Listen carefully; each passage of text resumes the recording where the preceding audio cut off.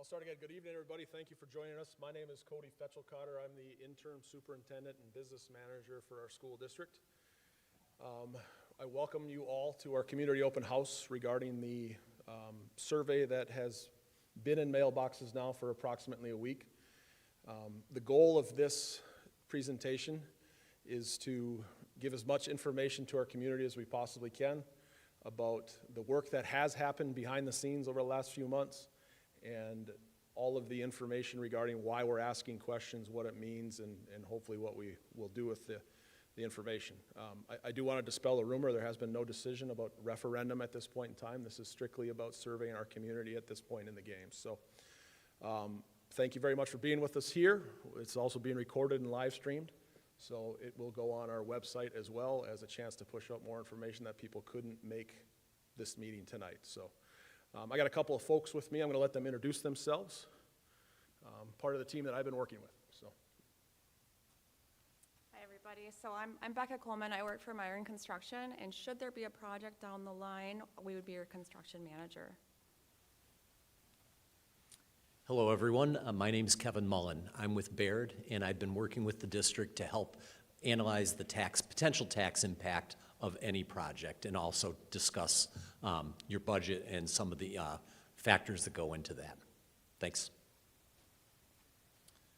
One Kevin is not enough. My name is Kevin Bills. I'm an architect with ISG Architects and Engineers. My focus is really the early on conditions assessment of schools, planning process, helping schools through that. Thank you. So the running joke is if you forget our names, just go with Kevin, and there's a 50% chance that you're going to get it right, just so you know. So I've got this first slide. It'll not just be me. It'll be the combination of the four of us talking.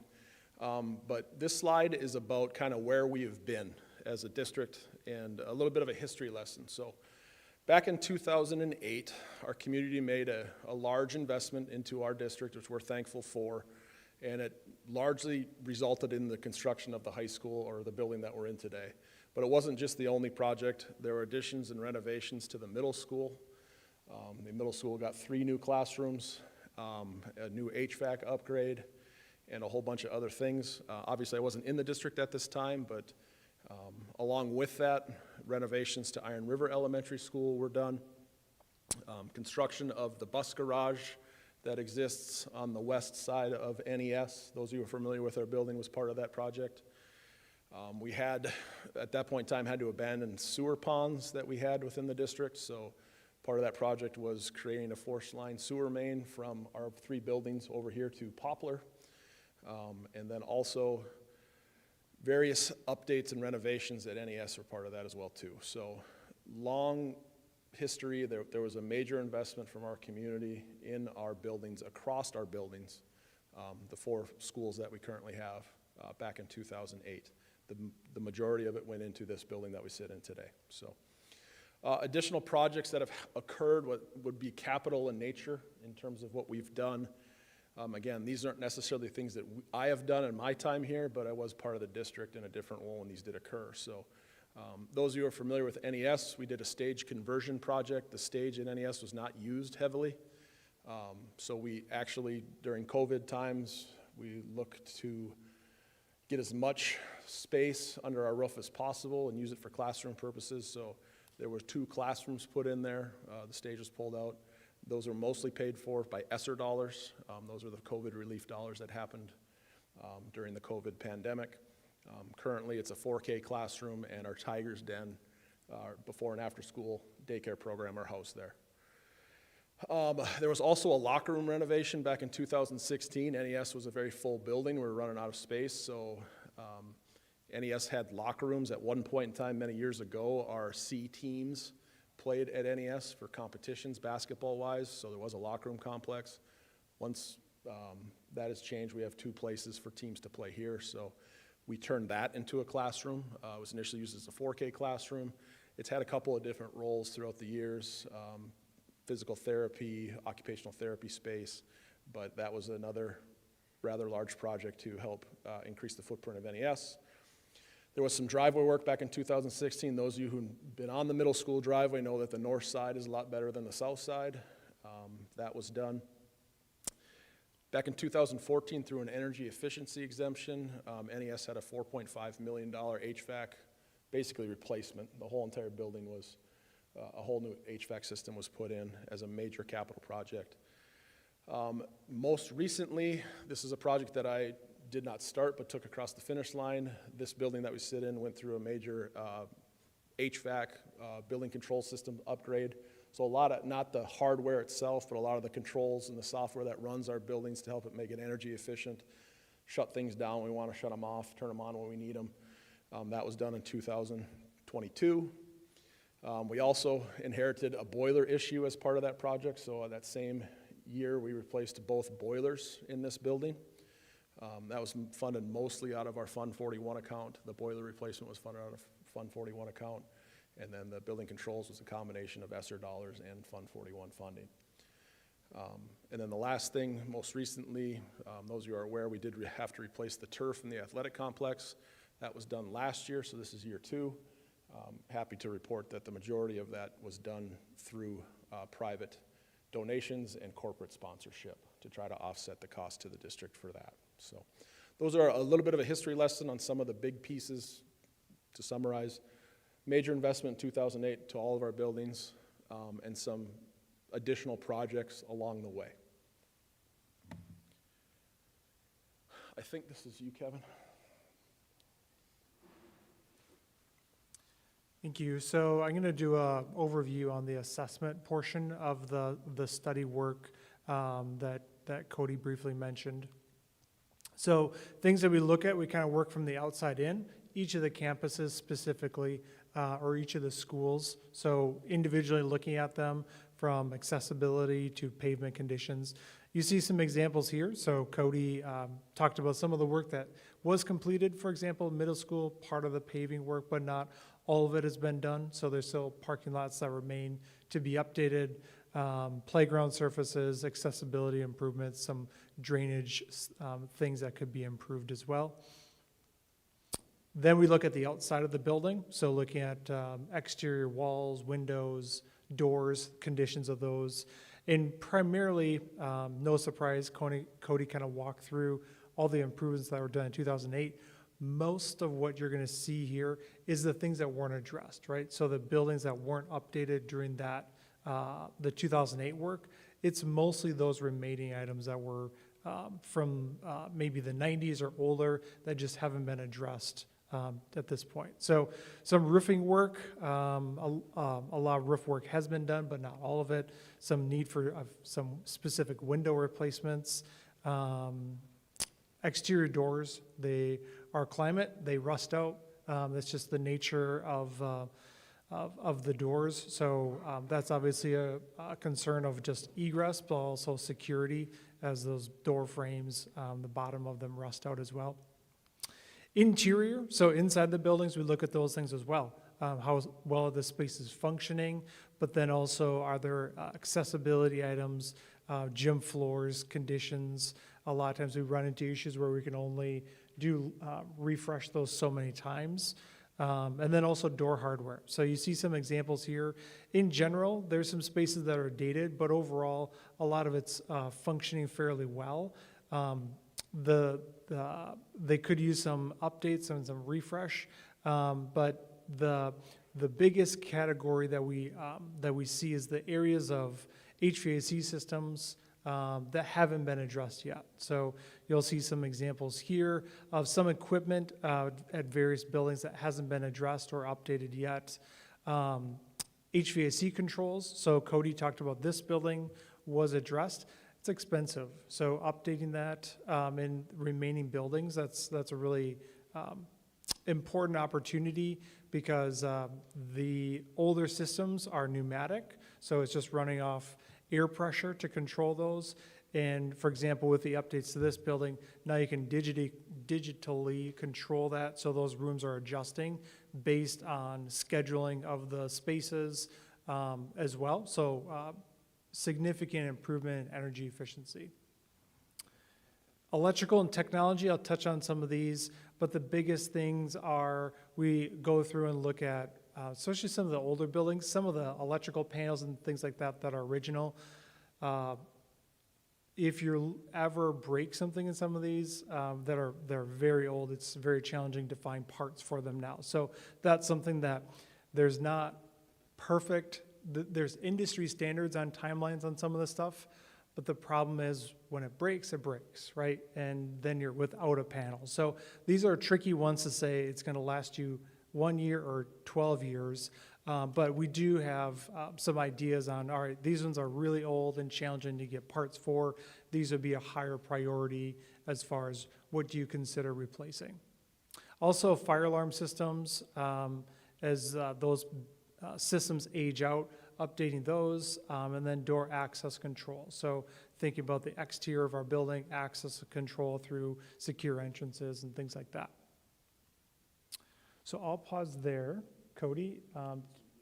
Yep. Thank you.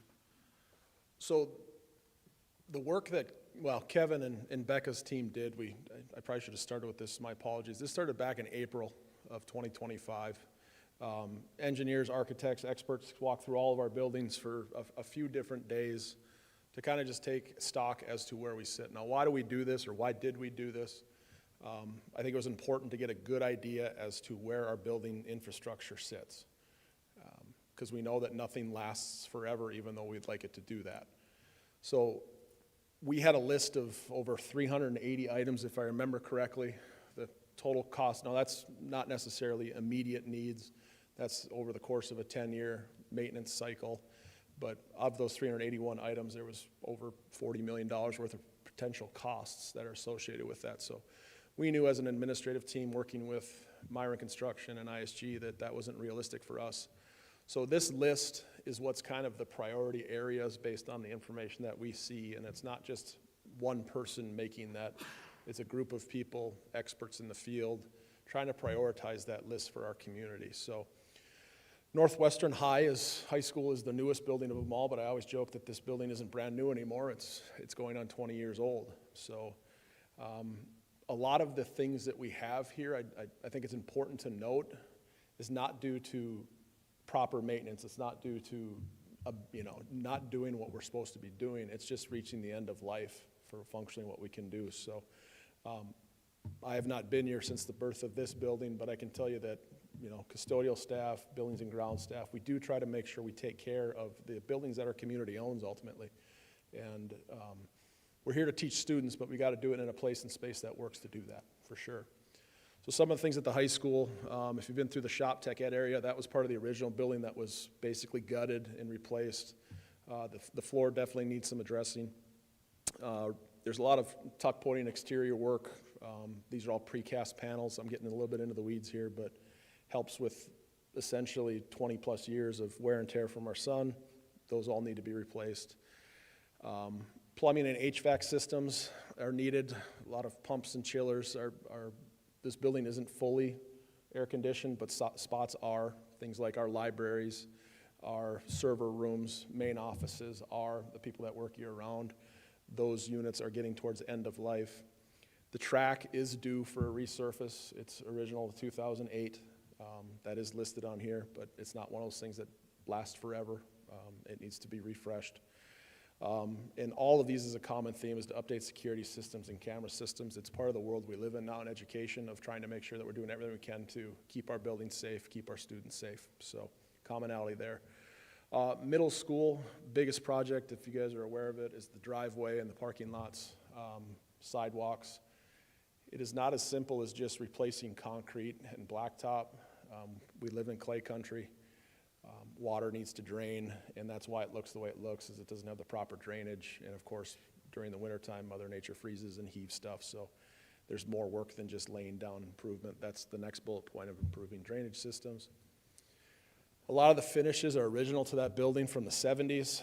They've served us well, but they're getting to the end of life with that. We'd like to refresh a lot of the tile work, a lot of the classroom finishes, try to update the learning environment to reflect kind of today's terms. The fire system's very dated. It is a concern. It's a fire system that does not call out if there's ever a fire. It would require a good Samaritan driving by if it's 2:30 on Tuesday night that, okay, I see a fire at the middle school. A common theme for a lot of our buildings. A lot of plumbing and HVAC work. behind the scenes, this is all fun stuff that nobody likes to care about, but it's important to us because it helps us teach day in and day out. And then again, security systems and camera upgrades across all of our buildings. Elementary school, Northwestern Elementary School, the biggest need there, those who've hopefully heard me talk over the years, the roof it's the original roof to that building that opened in 1997, if I remember correct. It's served its life. We continue to try to kick it down the road, but each year we're putting tens of thousands of dollars in repairs. It just needs to be replaced. That building, we'd like to update some of the finishes as well, the carpeting, the paint, cabinetry, casework, all of it's getting dated, it's been used, and something that we'd like to try to do. Floor tiles, if you walk that building, they are definitely showing their age of close to 30 plus years, something that is a need. We have some issues with electrical. I always joke schools are not built with two things, storage and outlets. And as technology continues to evolve and grow, we don't necessarily have the outlets that we need, so there's electrical work in our classrooms that we would like to get done to make sure that we've got a learning environment that works for the years to come. The boiler and HVAC system, or control system, not the HVAC system itself, but the controls that run it are getting dated, have served their life cycle and need to be replaced. As Kevin alluded to, getting parts is getting harder and harder to find on some of these things.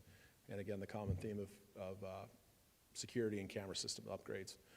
Iron River, the shingled portion of the gym roof is beyond replacement time. We've done what we can to move that along, but it does need to be replaced. There's a number of windows that are just flat out rotted out. They don't open, and if we do happen to open them, our custodial staff kind of have to patch them back together in order to get them to close. Upgrade and replace parts of the HVAC system there. Some of the HVAC systems in Iron River date back to the 60s. They've done a very, very solid job, but we control heat in that building essentially by our head custodian going door to door and adjusting the thermostats. Not always the most ideal way to be most efficient with the utility costs. And again, a camera upgrade and security system upgrade for that building. And finally, there are, we do have 5 buildings. Our 5th building is the transportation garage. It's sometimes forgotten. But a lot of that tuck pointing and work around the exterior walls need to be done to make sure that that building's still sealed shut and does what it needs to do. And the HVAC system and controls there, along with the water heater, are beyond their typical life cycle. So this list is kind of the big bullet points. Like I said, when we did this work, there was over 380 different items identified. But if you look at this list, you'll see it is very, very much what's in the survey if you've seen the survey. So Kevin is going to talk a little bit about the tax end of things. Thanks. Yes, I'm never the most popular, Kevin. I'll just give you that. But I did want to start this slide. The big conversation, obviously, is about tax impact, and I think it's really helpful to set the stage and describe a little bit in real high-level terms how you levy taxes and what limits there are with regard to the state in terms of what you can do locally. And so when you look at the levy or the dollars that the school district is asked to provide, but the taxpayers are asked to provide to support the school, it's broken down into 3 chunks. So this blue balloon on the left-hand side is your revenue limit, and that is controlled by a state formula, and that's for operating the schools, paying teachers, building curriculum, doing all the things that are the day-to-day operational pieces of the school. You receive state aid to pay a portion of that. Whatever isn't covered with state aid rolls to the local tax levy, and that's defined. The dollars that you can raise in that blue bubble are based on your student count and what the state provides for revenue limit per student. You can go to referendum to increase that. Your district has decided not to move in that direction, but because there's not a need at this point. And so, that number is roughly $8.2 million for 2025-26. There's a small piece in the gray box that is your community service fund. That's roughly $98,000, or $56,000. My eyes are bad from here. And that supports broad community-based services, athletics that serve people in your community beyond just students in the district, and other community things, and it's a very small piece of your budget. And it's important to know, it's middle school extracurriculars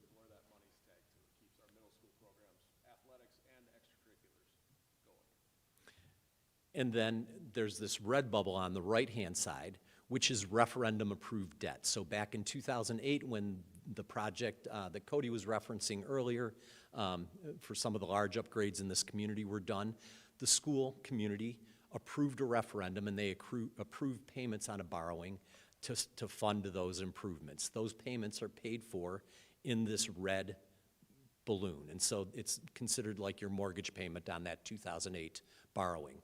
And that amount, am I getting close to it, is roughly $3.7 million, and that's going to become important because this is the last payment on that loan in this current budget. So all three of those things, you're asking local taxpayers this year to pay roughly $12 million in levy to support the school district. And in terms of what that means in terms of your tax rate, you take the entire value of the school district, the fair market value of all the homes, businesses, and everything that's taxable in the school district, and you divide that $12 million by that property base to come up with a tax rate. Your total fair market value of all of the property value in the school district was $1.68 billion last year. So dividing that 12 million by that amount represents a tax rate of $7.15 per thousand. So if you have a $100,000 home, your cost to support the school for the school year would be $715. Does that make sense? And I thought it would be helpful just to show you where that tax rate is in terms of historical context. So you can see back in 2016, that total tax rate was roughly $13.50, dropped down to $7.17 now. It's a function of two things. One, revenue limits have, mitigated increases in terms of school budgets, but also property values have increased over that period of time. So it's a function of both of those things.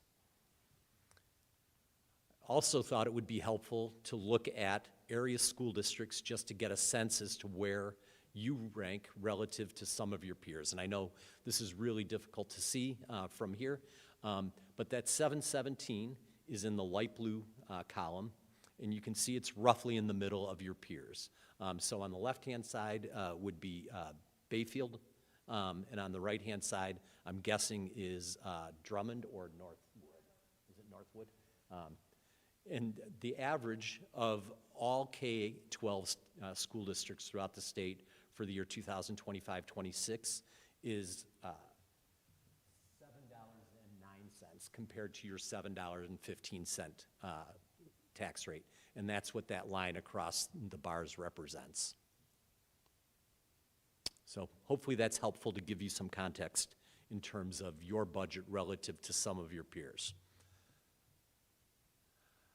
I also wanted to dive into what's happened with your levy, or the dollars that were being asked for from taxpayers.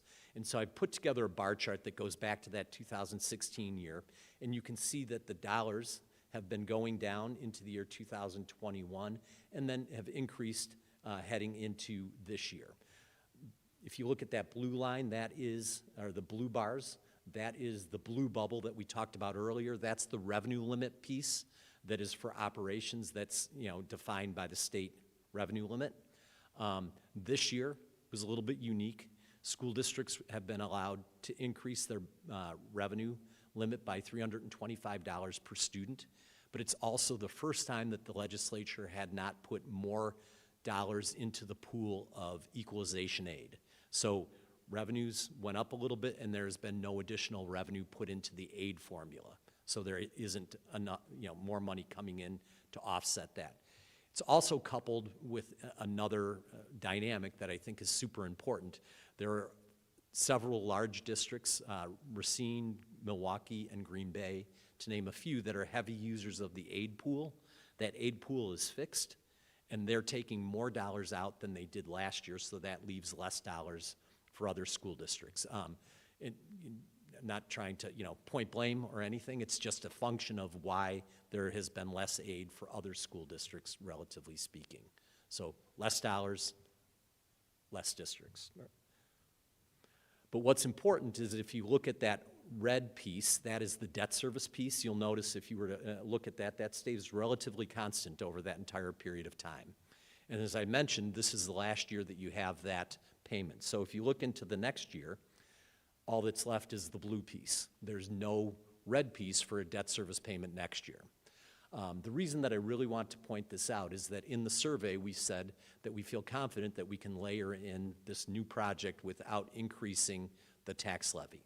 The reason that we feel confident in doing that, or in saying that, is that $3 million piece that is no longer there could be used to support a new borrowing. Now, obviously, there's a lot of decisions that have to occur between now and then. We know we can get whatever is done within the constraints of that blue bar. So school districts are limited to borrowing for a 20-year period of time. If you were to, keep the payments at that level that are the blue bar, you could fund a lot of projects over a very short period of time. The school board would have to make a decision if they kept it there or allowed it to come down, but we know they can keep it at a point that's not above what you've been levying for debt service. So the reason that I wanted to say that is, it's a kind of a bombastic statement to say that we could do all this work without increasing the levy. The reason that we can say that is because we know it's going to go down as a result of that payment being gone next year, and that's roughly, $2.5 million worth of debt service. The other thing I wanted to point out and just help put into context, this is a map of the state of Wisconsin, and it's all of the school districts throughout the state that have gone to referendum since 2021.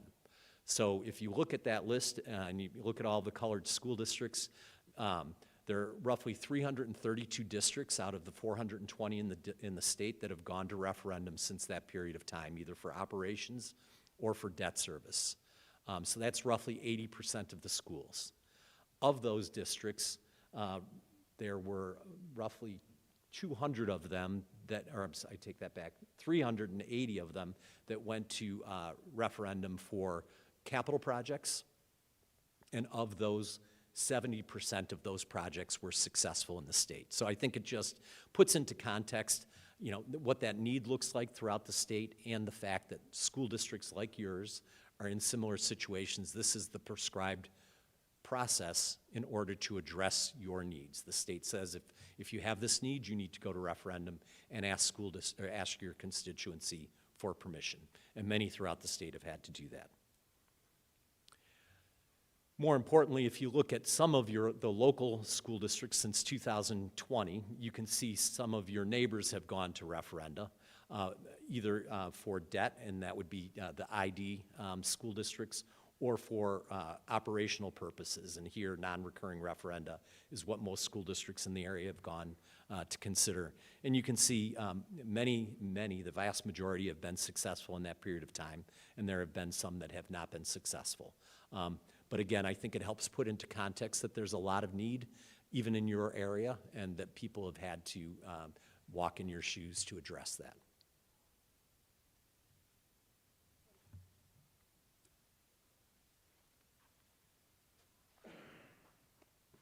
So the next steps, hopefully everybody has gotten a survey via mail. That went out last week.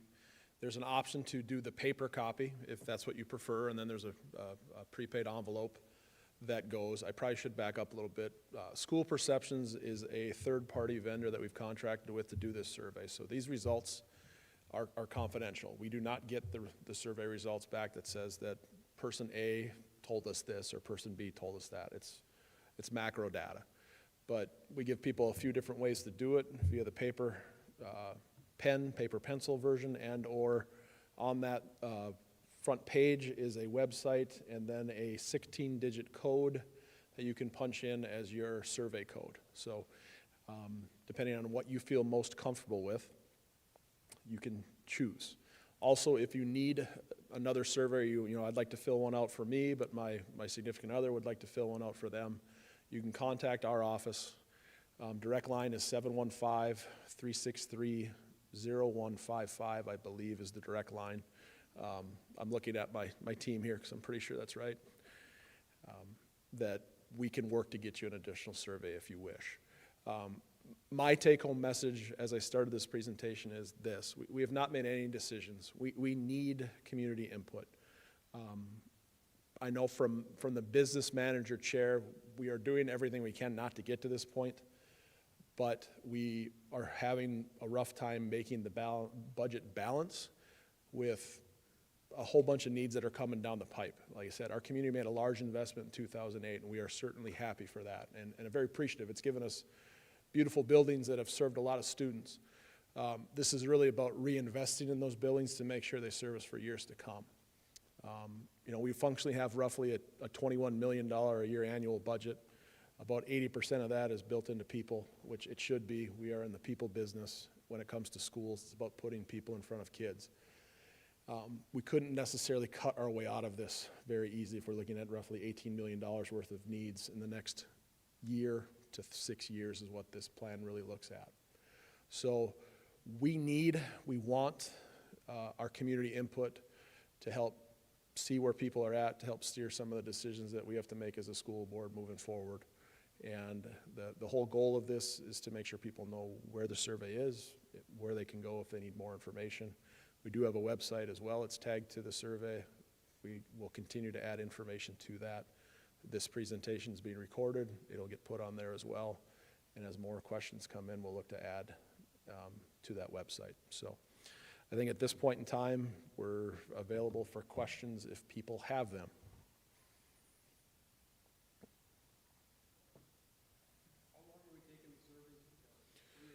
The cut date is November 21st. So we sit here today at about 2 weeks left, roughly. So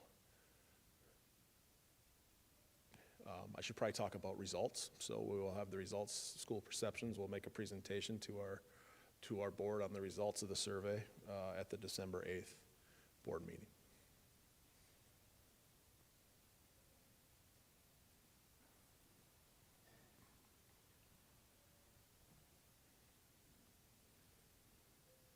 I'm going to assume the assumption is that 18.9 million for all these different little things, whether it's flooring or whatever, you've got some kind of an idea from the consultants on being able to replace all this stuff, whether or not tile, paint stuff, going back to the oldest school, has got asbestos in and will need to have extra whatever Mitigation done to it? I don't know, Kevin, if you want to tackle that one, I'll leave it to you. Yeah, so good question. So back to when Cody talked about all the line items that we go through, we put budgets to each of them, and then we think through those things of if it's flooring, we need to think about, in the age of the building, we got to think about abatement and floor prep and those things. So we budget each of them individually, so it's not just the actual flooring material. You're thinking about what does it actually take to do that item. So, yeah, good question. Other questions?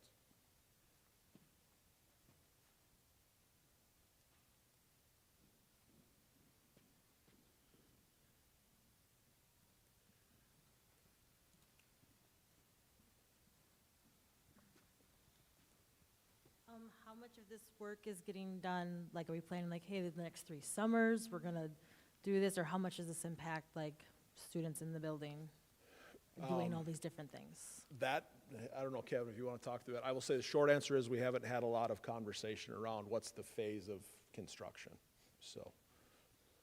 Yeah, I think that's a good statement. There's going to be some things that you saw here that are, you know, if there were to be a successful referendum, the district has funds. There's probably some things that are, hey, this is really important. We'd like to get this purchased right away, make this improvement because, yeah, maybe it's a life safety thing or cameras or whatever it is, and doesn't take a lot of design or engineering to do it.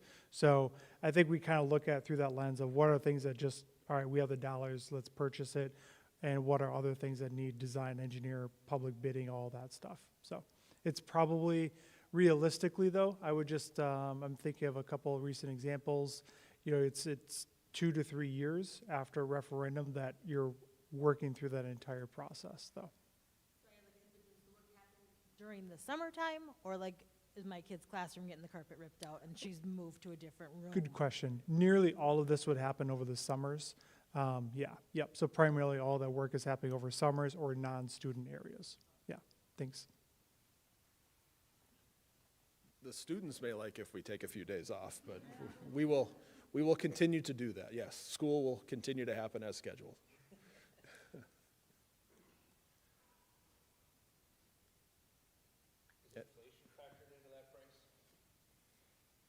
Just give you a mic. Take your, Yeah, so, I think it'll go. how about now? There you go. Okay, yeah, so the costs factor in inflation as reasonably, right? So you're looking at not one specific year, what, 2, 3 years ago, and saying, well, we need to do that for every year.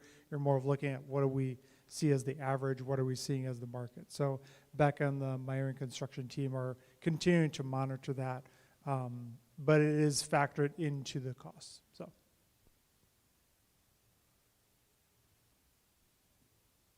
I feel like the athletic complex is always a hot topic when these things come up.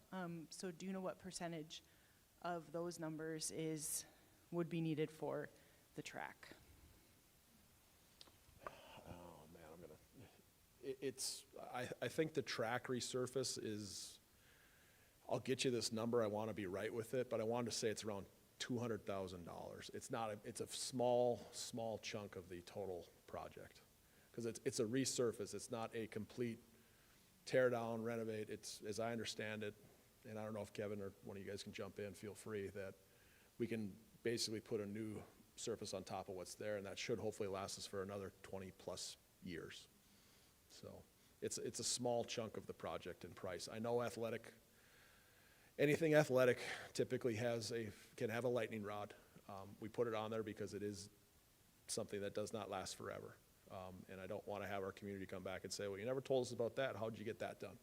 So I just assume make sure that we put it out there. But in the grand scheme of the entire project, it's definitely down the list in terms of cost that would take to get it done.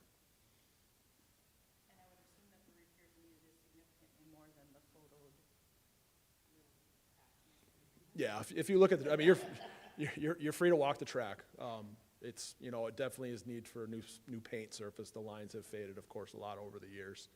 We're starting to get a little, you know, some cracking that we've addressed, and some of the maintenance stuff like that. But the surface over time does break down, and it needs to be replaced. So, but I always tell people that's the one thing you can go look at if you wish. It's open to our public. I know we did that when we replaced the turf football field. Go look at what we see. Feel free. Project this if this referendum were to go through, would it take to pay back the 17 million? Yeah, it's a really good question, and it's something that wouldn't be beyond 20 years, and it couldn't be because that's state statute. But the longer you go, you pay a little bit more in interest, but less annual cost. Conversely, the shorter, you know, the higher the annual budgeted cost, less interest cost over time. That would be a board decision after, or, you know, either right before the referenda or moving forward, I guess, without knowing what all the projects are that, you know, ultimately, if there is a referendum, would be on that list. That would dictate how long in terms of where you would want, you know, to leave room to address the future need. I think what's important is that the district can deliver on the promise that we know no matter what it is, it fits within the payment schedule that was in this year's budget. So I don't have a great answer just because that's a decision that's down the road. I think what's important is that it can be done without impacting the budget. Yeah, I mean, we've run scenarios of, you know, 5 years, 6 years, 7 years in terms of what that looks like, and there's pros and cons to each one. You know, people have asked me, well, how does this work? In the simplest terms, we paid the mortgage off and we're trying to re-up. We're going back for the home equity, see if our community is interested in doing that or not. Because I keep going back to, these are not our buildings. The community owns these buildings, as they should, but we need to look at reinvesting in them because this is ultimately working these projects into our annual budget without making cuts somewhere is not realistic. That's all there is to it.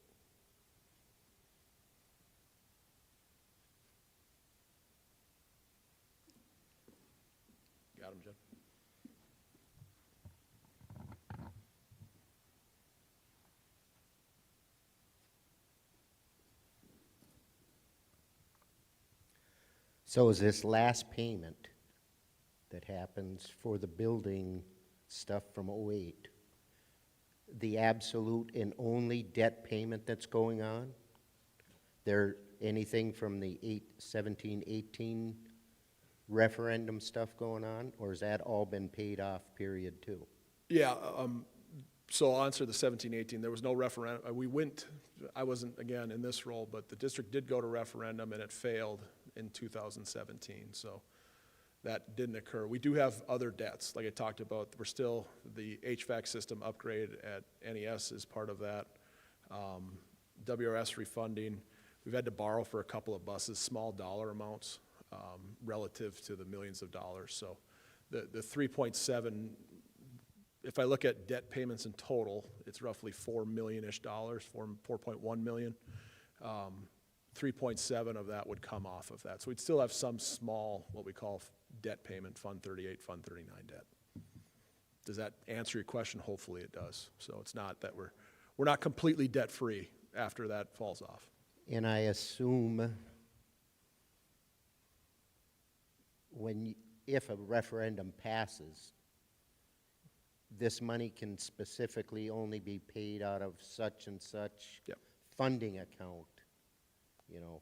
Yeah. Whether or not you were within the school district old enough or not, when the '08 one passed, there was nothing out for putting in an AstroTurf field or that new track. But because they got a good deal on money and borrowed extra money, and there was too much wet stuff up here to truck away, they decided, well, let's just bury that. They'll have to give us a new field. Something shady like that doesn't sit too well with taxpayers. I don't disagree with you. History-wise was not here, but know the history. People have talked to me about the history of it. I guess I can only speak for myself when I am here. I've been a part of this district for 16 years. Been a part of the community for longer than that. My goal is to be as transparent with our community as I possibly can be. I meant what I said. These are the community buildings.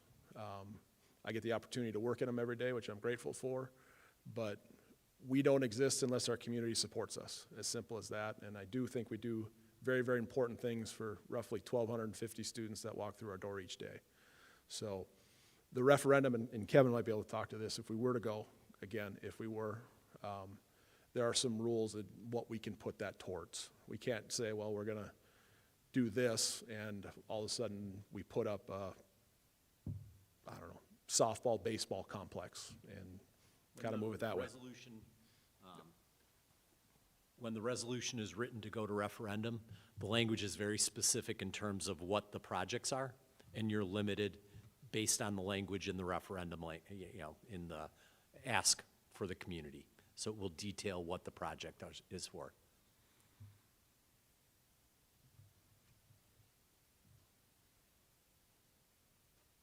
Any other questions? Gotcha. We gotta get 2 stairwells going here.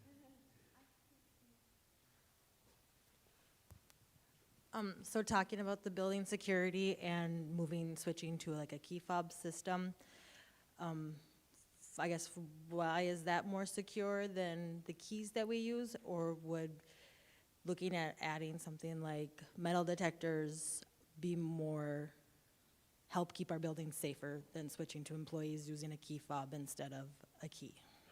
I can tackle that one. Some of the issues that we have is that there are a lot of keys that potentially are not with employees anymore, and we're aware of that. Now, we want our communities to feel comfortable using our facilities. We just ask that you use the process that we have, building use forms, to come in and do it appropriately, so that way we know who's coming and going. The security stuff with key fob systems do allow us to do a bunch of different things around athletic events and activities. They're automatic door locks. We are human beings right now. Our doors are open when kids come in. The custodians usually try to open them usually about 15 minutes before kids come in, and then shortly after try to close them up. But with an automatic system, or we can time that out appropriately. The camera systems that we have are extremely dated for technology years of age. Most of them are close to 12 years old. They don't necessarily give us great coverage in every area that we would like to have coverage. That includes not just the buildings themselves, but the grounds as well, the parking lots, the playgrounds, all the other pieces of a school. And those camera systems are light years ahead of what we had in order to be able to identify if there is threats coming, automatic locks, all the stuff that we would want to potentially look at for security and safety purposes. So the key fob system allows us to do some of that, but it's a small part of that security system.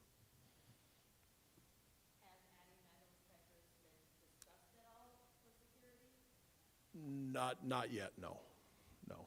I don't know if that'd be something that our board or administrative team would look to explore at this point in time. I know it hasn't really become a trend yet. I can think of 2 instances of probably 500 or so schools I've been in the last few years, 2 instances where they chose to do that. So hasn't really become a thing. I think there's challenges with it to try and get everyone to funnel through one spot. Logistically doesn't always work. So. One was Minnesota, one was Minnesota, one was Arizona. Yeah. We had construction in the middle school for that heavy snow load. Where did that get placed in that?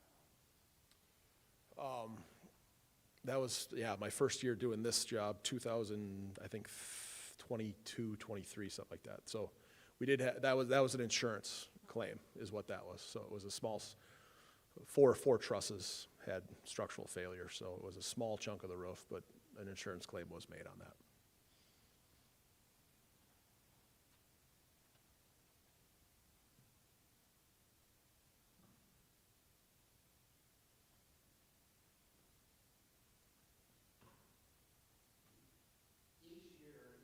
Budget, is there roughly a given number, whether you say it's 50,000, 150,000, 200,000, earmarked as specific maintenance? And depending on what you have of the possible 400 things up on your list, is there any stuff in there of importance that each year you could look at to say, well, yeah, we got 20,000 for this, whether you say it's a camera system at one of the schools? Do we take part of that from our budget this year and say we're going to do it? So I'll answer the maintenance question first, I guess. Yes, the short answer is we have maintenance budgets in all of our buildings. What we're talking about and what we've had a balanced budget the last couple of years, but it's come at the cost of deferring maintenance. Now, that's not a unique story to Maple. That's a lot to every school and probably a lot of businesses out there. And that you get on a treadmill where you kind of run behind it too much because you kick the project down the road, and then guess what? Now this project that we thought was 2 years out is now 1 year out, and you're just always behind the 8 ball. And then the longer you kick it down the road, typically the costs continue to rise, so you can't really ever get in front of that. So this particular survey is about that reinvestment into our buildings to try to get us off of that treadmill and get in front of things as best as we possibly can. What we have, or what we'll look to establish, is what we call a Fund 46, which is a savings account that allows us to say, okay, we put $50,000 into our maintenance budget for building A, and this year it only cost, because nothing really broke or we didn't have a lot of stuff that needed maintenance for whatever reason, that we spent $20,000. We can tuck that into a savings account that then in turn can be used for capital projects that come up down the road. We have what's called Fund 41. We levy for that $40,000 every year. The balance of that fund is about $290,000. It's a small chunk of money, but something that is allocated towards maintenance down the road. We use some of that fund to pay for the boilers that happened here back in 2023.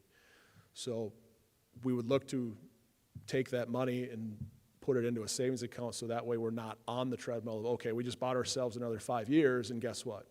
Now I've got to come back and say, guess what we have now? We've got project A, B, C, and D. So from my chair, I always try to look at what our immediate needs are, but also what does 2 years down the road look like? What does 4 years down the road look like? Is, I think any business and/or person might want to try to do with their own home is, okay, I know that I got that roof done, but I know maybe in 3 or 4 years I might have to replace windows. I better start putting some money away to try to do that.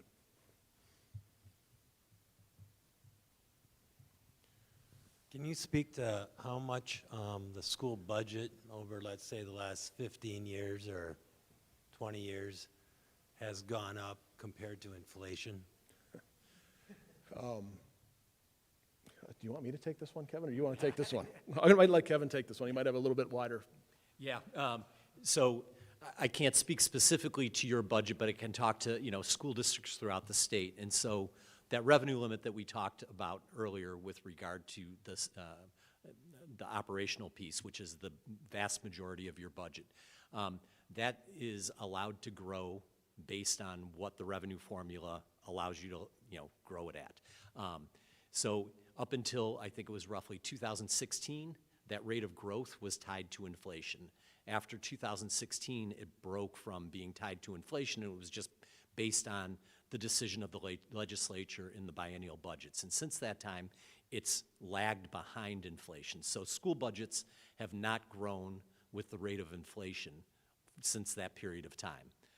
And you can't raise more money than what the revenue limit allows you to do. So it has not kept up with the rate of inflation. I don't know how far behind your budget is relative to inflation, but that's across the state, especially if you have declining enrollment, because it's based on a revenue amount per student. So if you have declining enrollment, it's going down. So that's one aspect of it.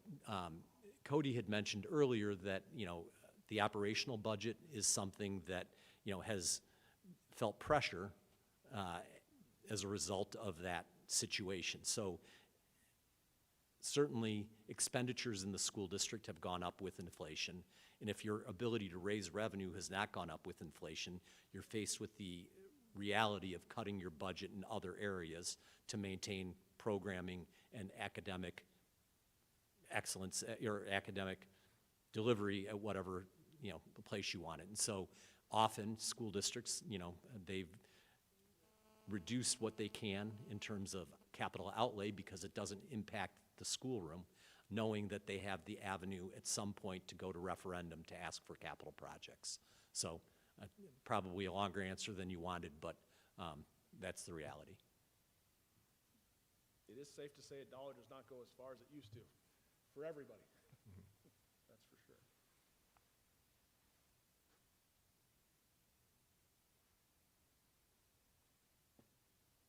Any other questions?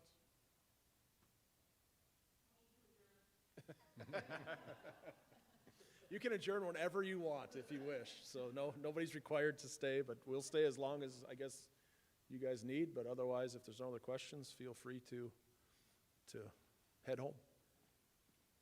Thank you for everybody for attending. Appreciate it.